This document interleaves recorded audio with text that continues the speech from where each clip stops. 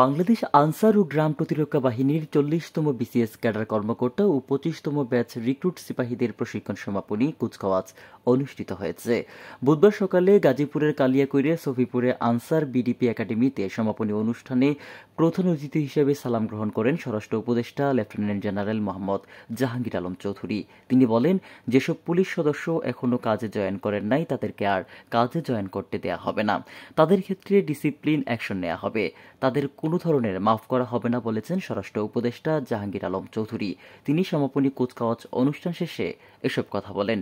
এ সময় তার সঙ্গে স্বরাষ্ট্র মন্ত্রণালয়ের জননিরাপত্তা বিভাগের সিনিয়র সচিব ড মোহাম্মদ আব্দুল মুমেন, আনসার ও গ্রাম প্রতিরক্ষা বাহিনীর মহাপরিচালক মেজর জেনারেল আব্দুল মোতালেব সাজ্জাদ মাহমুদ, বাহিনীর অতিরিক্ত মহাপরিচালক আনসার ও বিডিপি একাডেমির ভারপ্রাপ্ত কমান্ড্যান্ট, উপপরিচালকবৃন্দ, বাহিনীর পরিচালকবৃন্দ, ঊর্ধ্বতন কর্মকর্তারা এ সময় উপস্থিত ছিলেন।